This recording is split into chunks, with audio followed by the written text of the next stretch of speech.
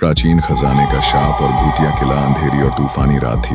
पहाड़ की चोटी पर खड़ा काला किला बिजली की रोशनी में भयानक और रहस्यमयी दिखाई दे रहा था।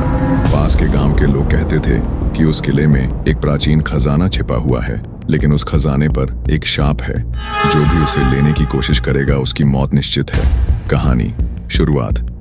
गांव के पास बने काला किला पर फिर से बिजली कड़क रही थी। आदित्य और कियारा रघु बाबा के पास पहुंचे ताकि किले के बारे में और जान सकें। रघु बाबा ने उन्हें चेतावनी दी, उस किले में जाना अपनी मौत को बुलावा देना है। उस खजाने पर शाप है, लेकिन आदित्य ने इसे पुरानी गाथाओं का अंधविश्वास मानकर नजरअंदाज कर दिया। अगली सुबह आदित्य और कियारा किले की ओर बढ़े। किले के अंदर घुसते ही उनकी घड़ियां बंद हो गईं और चारों ओर एक अजीब सन्नाटा छा गया। किले के मुख्य हॉल में पहुंचते ही उन्हें दीवारों पर खून के निशान और पुरानी तलवारें दिखीं। तभी अचानक हवा ठंडी हो गई और आदित्य को ऐसा लगा कि कोई उन्हें देख रहा है।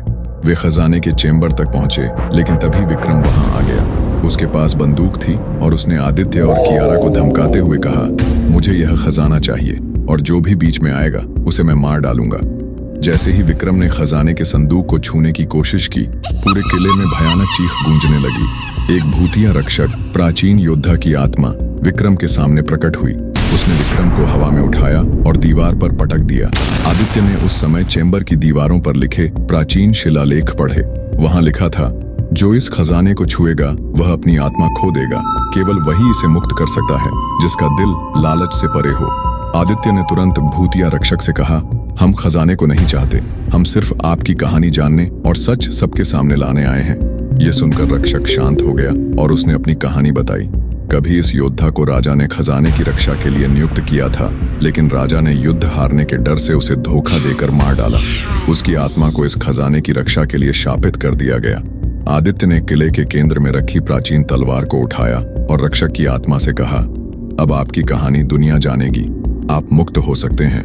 रक्षक की आत्मा ने खजाने को जलाकर खत्म कर दिया और किले से गायब हो गई। विक्रम की लालच ने उसकी जान ले ली थी।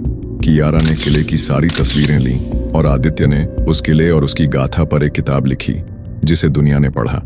आदित्य और कियारा ने साबित कर दिया कि प्राचीन कहानियों में छुपा हर रहस्य अंधविश्वास नहीं होता।